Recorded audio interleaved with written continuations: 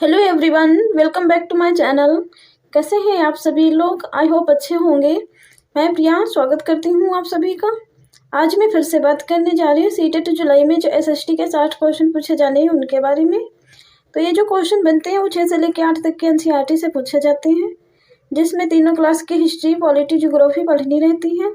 अगर आप लोग थ्योरी को पढ़ लेते हैं अच्छी तरीके से तो 50-55 क्वेश्चन आपके 60 में से सही हो जाएंगे। अभी आप लोगों के पास अच्छा खासा टाइम है तो थ्योरी को अच्छे से रिवाइज कर लीजिए, पढ़ लीजिए। ये जो लेसन है 6 क्लास के एनसीईआरटी इतिहास का आज 10वां लेसन है। इससे पहले वाले वीडियो मैंने ऑलरेडी 9 लेसन करवा दिए हैं। आज ये लास्ट लेसन है। इसके बाद में कक्षा 6 की हिस्ट्री समाप्त हो जाएगी। उसके बाद में पॉलिटी स्टार्ट करेंगे। चलिए देखते हैं। लेसन का नाम है इमारतें, चित्र तथा किताबें। ये जो लेसन है बहुत इंपॉर्टेंट है। इसमें से कई सारे क्वेश्चन पिछली परीक्षा में बने हुए हैं। अगर आप लोग पिछली परीक्षाओं को सॉल्व कर रहे होंगे तो आपको वो क्वेश्चन यहीं देखने को मिलेंगे। इसमें जो इम्पोर्टेंट है मैं बताती हूँ, उसको आप लोग नोट कर लीजिए। थोड़ी सी मेहनत कर लेते हैं तो अच्छे खासे एग्जाम में नंबर आ जाएंगे आप लोगों के। चलिए अगली हेडिंग है धातु विज्ञान। प्राचीन भारतीय धातु वैज्ञानिकों ने विश्व धातु विज्ञान के क्षेत्र में प्रमुख योगदान दिया है। पुरातात्विक खुदाई से यह दर्शाया है कि हड़प्पावासी कुशल शिल्पी थे और उन्हें तांबे के धातुकर्म की जानकारी थी। उन्होंने तांबे और टिन को मिलाकर कांसा भी बनाया था। जहां हड़प्पावासी कांस्य युग से जुड़े हुए थे, वहीं उनके उत्तराधिकारी लौह युग से संबंधित थे। भारत अत्यंत विकसित किस्म के लोहे का निर्माण करता था, जैसे खोटा लोहा, पिटवा लोहा, ढलवा लोहा। यहाँ से ये इम्पोर्टेंस को नोट कर लीजिए। यहाँ से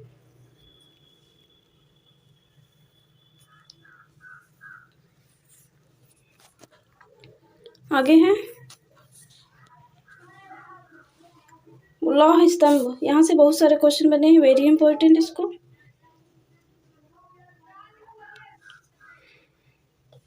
महरौली दिल्ली में कुतुब मीनार के परिसर में खड़ा यह लौह स्तंभ भारतीय शिल्पकारों की कुशलता का एक अद्भुत उदाहरण है। इसकी ऊंचाई 7.2 मीटर और वजन 3 टन से भी ज़्यादा है। इसका निर्माण लगभग 1500 साल पहले हुआ। इसके बनने के समय की जानकारी हमें इस पर खुदे अभिलेख से मिलती है। इसमें चंद्र नाम के एक शासक का भी जिक्र है, जो संभवतः गुप्त वंश के थे। आश्चर्य की बात यह है कि इतनी शताब्दियों के बाद भी इसमें जंग नहीं लगा है। अब यहाँ से ये इम्पोर्टेंट है, इस लौह स्तंभ की जो ऊंचाई है इसको और इसका वजन ये पूछा जाएगा। इसका टाइम पीरियड जैसे कि यहाँ पे 7.2 है, उसमें 7.5 या 7.8 ऐसे दे देगा। तो उसमें अगर आप लोग ये अच्छे से थ्योरी पढ़े होंगे तभी जान पाएंगे, वरना गलत हो जाएगा। इसको जो संख्या दी है इसको अच्छे से याद कर लीजिए, नोट कर लीजिए। यहाँ से क्वेश्चन बना हुआ है पिछली। आगे है अगली हेडिंग है ईंटों और पत्थरों की इमारतें। हमारे शिल्पकारों की कुशलता के नमूने स्तूपों जैसी कुछ इमारतों में भी देखने को मिलते हैं। स्तूप का शाब्दिक अर्थ टीला होता है।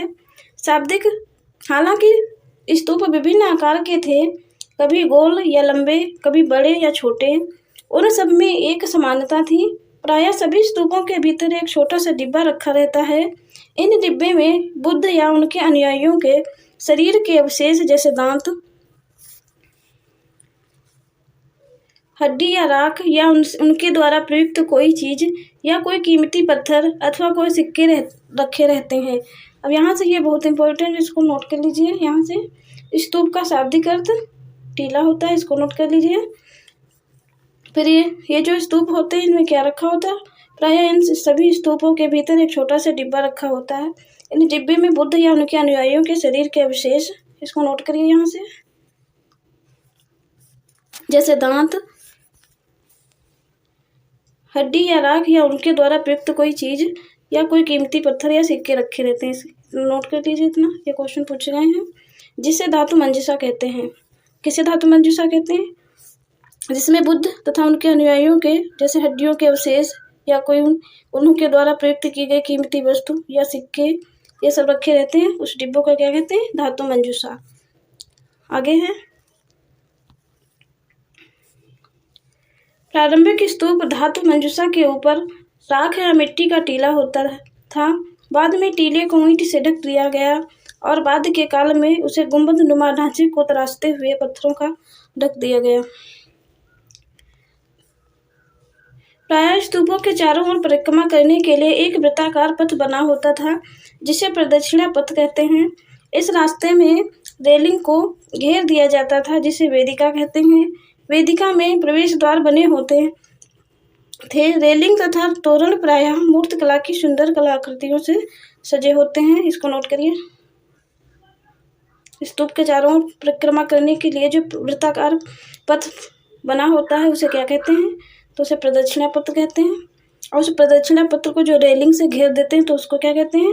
उसको वेदिका कहते हैं। इसको नोट कर लीजिए। आगे है मानचित्र 7 में अमरावती को ढूंढो। यहाँ कभी एक भव्य स्तूप हुआ करता था। लगभग 2000 साल पहले इस स्तूप को सजाने के लिए शिलाओं पर चित्र उकेरे गए। कई हजार पहाड़ियों को काट कर बनावटी गुफाएं बनाई जाती थीं। इस तरह की कई गुफाओं व मूर्तियों व चित्रों द्वारा सजाया जाता था। इसमें जो इम्पोर्टेंट है मैं बता रही हूँ, उतना ही आप लोग नोट कर लीजिए। इस काल में कुछ आरंभिक हिंदू मंदिरों का भी निर्माण किया गया। इन मंदिरों में विष्णु, शिव तथा दुर्गा जैसी देवी देवताओं की पूजा होती थी। मंदिरों का सबसे महत्वपूर्ण भाग गर्भगृह होता था।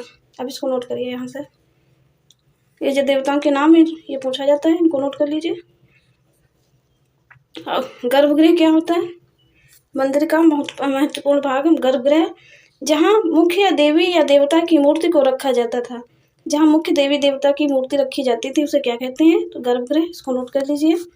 इसी स्थान पर पुरोहित धार्मिक अनुष्ठान किया करते थे और भक्ति पूजा करते थे। अक्सर गर्भगृह को एक पवित्र स्थान के रूप में दिखाने के लिए भीतरगांव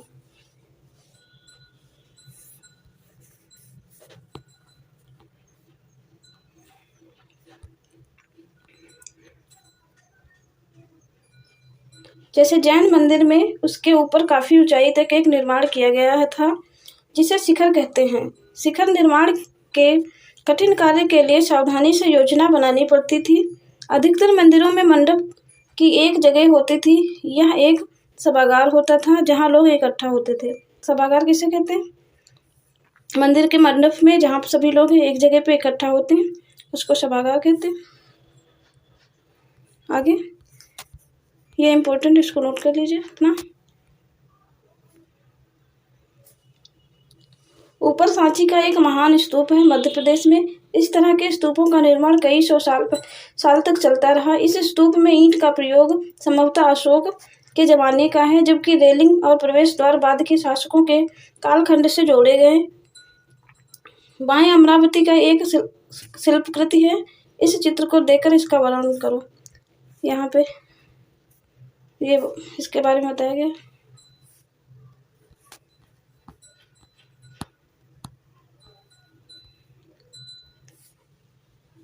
बाएं ऊपर उत्तर प्रदेश के भीतरगांव का एक आरंभिक मंदिर। यह लगभग 1500 साल पहले पक्की ईंटों पत्थरों से बनाया गया।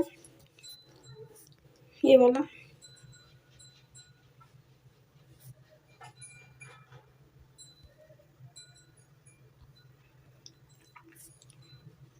दाएं ऊपर महाबलीपुरम का एकाश्म मंदिर। इसमें से प्रत्येक मंदिर एक ही शिला का पहाड़ी को तराश कर बनाया गया है, इसलिए इसे एकाश्म कहा गया है। ईंटों से बनाए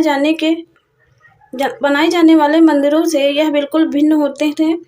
ईंट से बनी इमारतों में नीचे ईंट की एक एक तह को जोड़ते हुए ऊपर की ओर ले जाते हैं, जबकि चट्टान तराश कर बनाए जाने वाले मंदिरों को पत्थर काटने वाले ऊपर से नीचे के क्रम में बनाते हैं।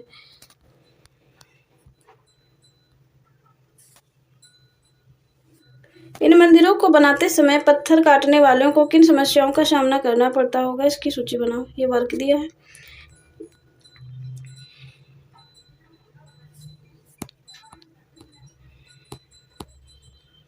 अगली हेडिंग है स्तूप तथा मंदिर किस तरह के बनाए जाते थे।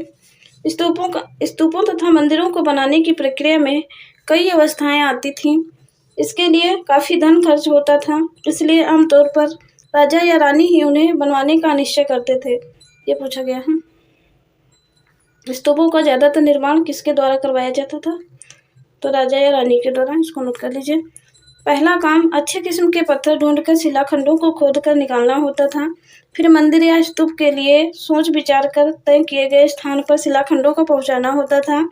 यहाँ पत्थरों को काट छांट कर तराशने के बाद खंभों, दीवारों की चौखटों, फर्शों तथा छतों का आकार भी दिया जाता था। इन सबको तैयार हो जाने पर सही जगहों पर उन्हें लगाना काफ़ी मुश्किल काम था। ये बनाने की विधि दी गई है, मतलब कैसे बनते थे ये मंदिर। ये लाइन नोट कर लीजिए, ये पूछी गई है।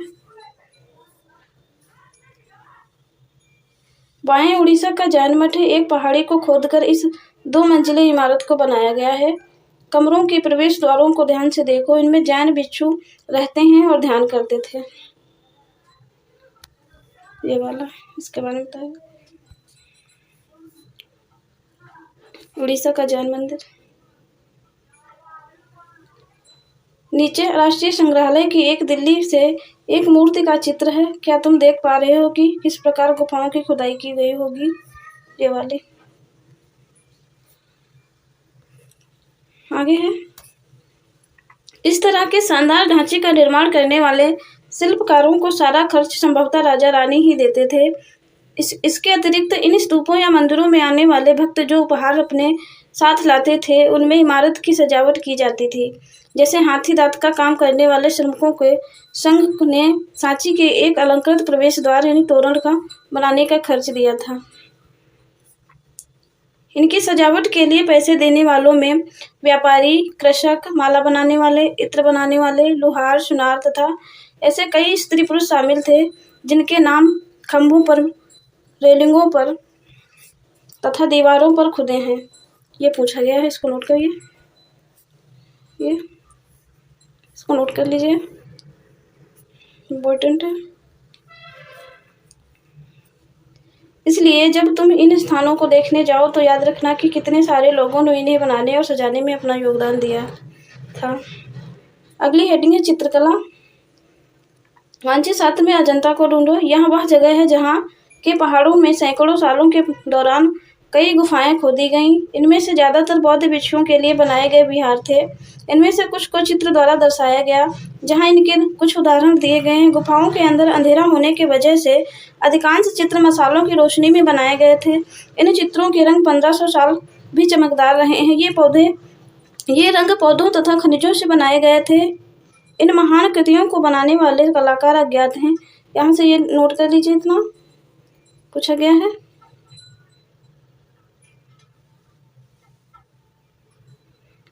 मोस्ट इम्पॉर्टेंट ये लाइन है कि जो ये गुफाओं में चित्र मिले हैं, इस पे जो रंग का प्रयोग किया गया है वो कैसा था?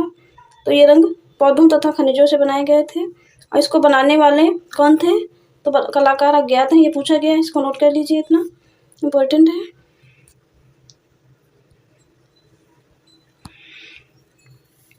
अगली हेडिंग है पुस्तकों की दुनिया। इस युग में कई प्रसिद्ध महाकाव्यों की रचना की गई। इन उत्कृष्ट रचनाओं में स्त्री पुरुषों की वीर गाथाएं तथा देवी देवताओं से जुड़ी कथाएं हैं। करीब 1800 साल पहले एक प्रसिद्ध तमिल महाकाव्य शिल्पाधिकारम की रचना इलांगो नाम के कवि ने की। मोस्ट इम्पॉर्टेंट, तमिल महाकाव्य शिल्पाधिकारम की रचना किसने की? इलांगो ने। इसको नोट कर लीजिए। इसका टाइम 1800 साल पहले, नोट करिए। इसमें केवलन नाम के एक व्यापारी की कहानी है। वह पुहार में रहता था। अपनी पत्नी कन्नगी की अपेक्षा कर वह एक नर्तकी माधवी से प्रेम करने लगा। बाद में वह और कन्नगी पुहार छोड़कर मदुरै चले गए। वहां पांड्य राजा के दरबारी जौहरी ने कोवलन पर एक चोरी का झूठा आरोप लगाया, जिस पर राजा ने उसे प्राणदंड दे दिया। कन्नगी जो अभी भी उससे प्रेम करती थी, उसे अन्याय के कारण दुख और द्वेष भर गई और उसने पूरे मदुरै शहर का विनाश कर डाला। इसको नोट कर लीजिए। ये यहाँ से इतना, ये इतना। इसमें किसकी कहानी दी गई है? तो इसमें कोवलन नाम के एक व्यापारी की कहानी है। कहाँ रहता था? पुहार में। इसको नोट करिए। इम्पोर्टेंट है ये शिल्पाधिकारम से लिया गया एक वर्णन है। इसमें कन्नगी के दुख का वर्णन किया गया है, इसमें उसके दुख को बताया गया है। तो ऐसे एक बार पढ़ लीजिए, इतना इम्पोर्टेंट नहीं है। अगली हेडिंग है एक और तमिल महाकाव्य मणिमेखलई को करीब 1400 साल पहले सतनार द्वारा लिखा गया। इसमें कोवलन तथा माधवी की बेटी की कहानी है, इसको नोट करिए। शिल्पाधिकारम की तमिल रचना जो शिल्पाधिकारम, इसकी रचना किसने की थी? तो इलांगो ने। लेकिन ये वाला जो दूसरा महाकाव्य तमिल महाकाव्य मणिमेखला, इसकी रचना किसने की? तो इसकी रचना सतनार ने की। उसका 1800 साल पहले था शिल्पाधिकारम का, इसका 1400 साल पहले है। इसमें किसकी कहानी है? इसमें कोवलन तथा माधवी की बेटी की कहानी है इसमें मणिमेखलई में। और उसमें किसकी थी? कन्नगी और माधवी और कोवलन की कहानी थी। इसको नोट कर लीजिए। ये रचनाएं कई सदियों पहले ही खो गई थी। उनकी पांडुलिपियां दोबारा लगभग 100 साल पहले मिली। इसको नोट करिए, इसको इतना ये मोस्ट इम्पोर्टेंट है। अन्य लेखक जैसे कालिदास, जिनके बारे में तुमने अध्याय 9 में पढ़ा है, संस्कृत में लिखते थे। अगली हेडिंग है पुरानी कहानियों का संकलन तथा संरक्षण। हिंदू धर्म से जुड़ी कई कहानियां जो बहुत पहले से प्रचलित थी, इसी काल में लिखी गई। इसमें पुराण भी शामिल हैं। पुराण का शाब्दिक अर्थ है प्राचीन, इसको नोट करिए। पुराणों में विष्णु, शिव, दुर्गा या पार्वती जैसी देवी देवताओं से जुड़ी कहानियां हैं।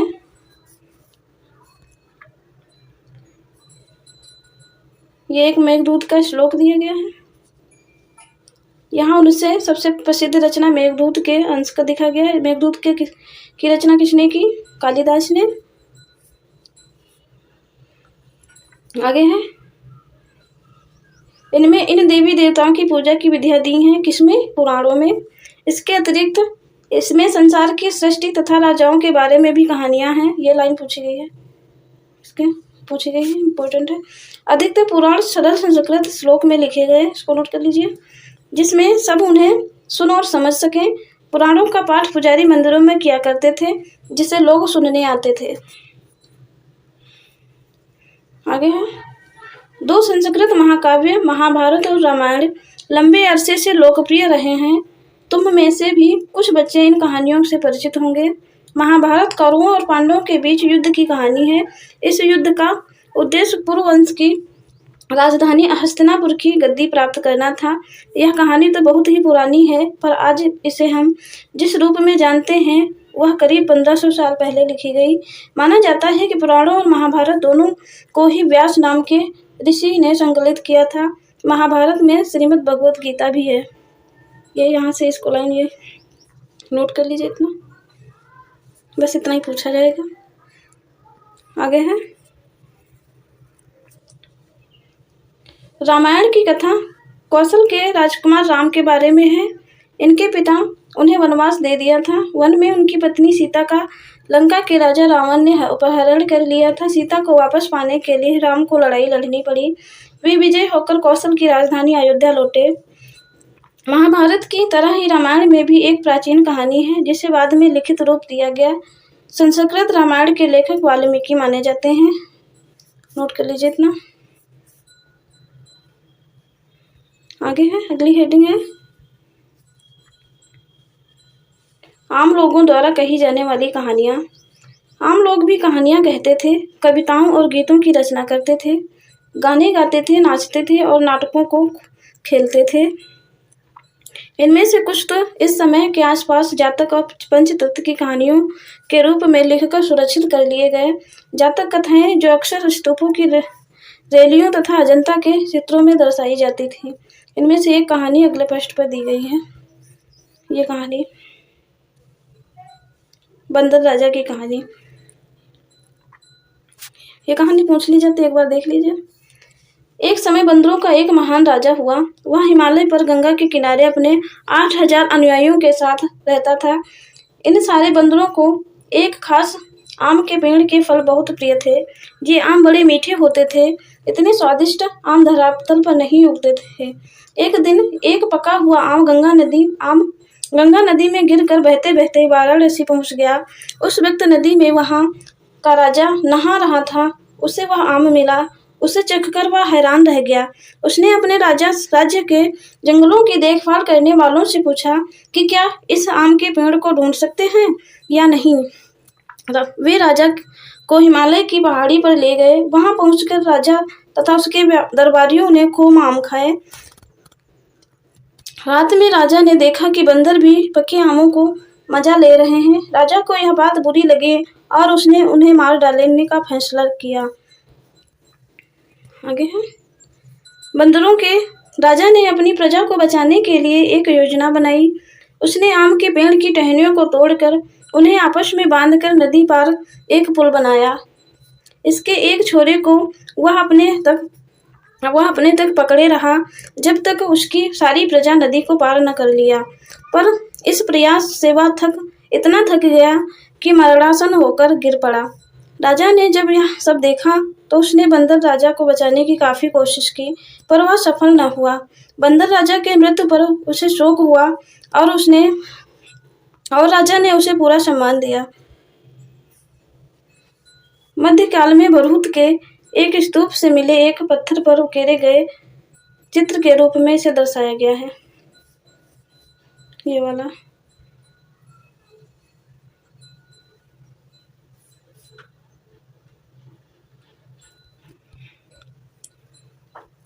अगली हेडिंग है विज्ञान की पुस्तकें। इसी समय गणितज्ञ तथा खगोल शास्त्री आर्यभट्ट ने संस्कृत में आर्यभट्टियम नाम की पुस्तक लिखी।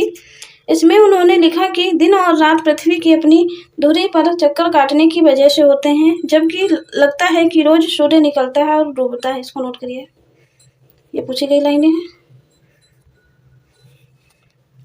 उन्होंने ग्रहण के बारे में भी एक वैज्ञानिक तर्क दिया।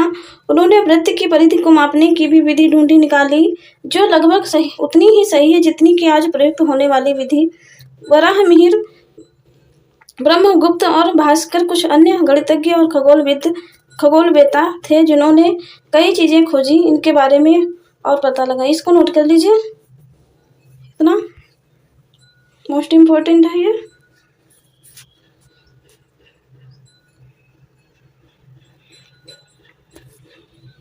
शून्य अंकों का प्रयोग पहले से होता रहा है, पर अब भारत के गणितज्ञों ने शून्य के लिए एक नया चिन्ह का आविष्कार किया। गिनती की यह पद्धति अरबों द्वारा अपनाई गई और तब यूरोप में भी फैल गई। आज भी पूरी दुनिया में प्रयोग की जाती है। आयुर्वेद चिकित्सा विज्ञान की एक विख्यात पद्धति है जो प्राचीन भारत में विकसित हुई। प्राचीन भारत में आयुर्वेद के दो प्रसिद्ध चिकित्सक थे, चरक, प्रथम द्वितीय शताब्दी ईस्वी और दूसरे सुश्रुत चौथी शताब्दी ईस्वी में। चरक द्वारा रचित चरक संहिता औषधि शास्त्र की एक उल्लेखनीय पुस्तक है। अपनी चरक सुसंहिता में सुश्रुत ने शल्य चिकित्सा की विधियों का विस्तृत वर्णन किया। इसको नोट करिए।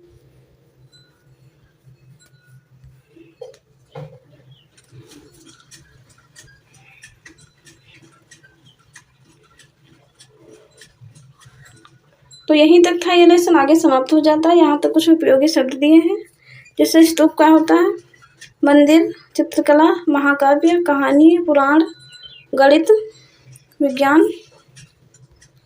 तो thank you everyone watching this video. अगर आप लोगों के किस वीडियो से किसी प्रकार की हेल्प मिले तो प्लीज़ चैनल को सब्सक्राइब और वीडियो को लाइक कर दें। और ऐसे लोग हैं जिनके पास किसी कारण वह NCERT की बुक नहीं, उन तक ये वीडियो पहुंचा दें, शेयर कर दीजिए, जिससे वो लोग भी लाभ ले सकें। ये यहाँ पे कुछ महत्वपूर्ण तिथियाँ दी गई हैं, जैसे स्तूप के निर्माण की शुरुआत 2300 साल पहले, इसको नोट कर लीजिए। अमरावती 2000 साल पहले। कालिदास 1600 साल। इसमें मैच करने वाले यहाँ से क्वेश्चन पूछ ले जाते हैं। लौह स्तंभ भितरगांव का मंदिर, अजंता की चित्रकारी आर्यभट्ट, ये सब 1500 साल पहले के हैं। दुर्गा मंदिर 1400 साल पहले, इसको नोट कर लीजिए इतना। तो थैंक यू वीडियो देखने के लिए, आप सभी का धन्यवाद।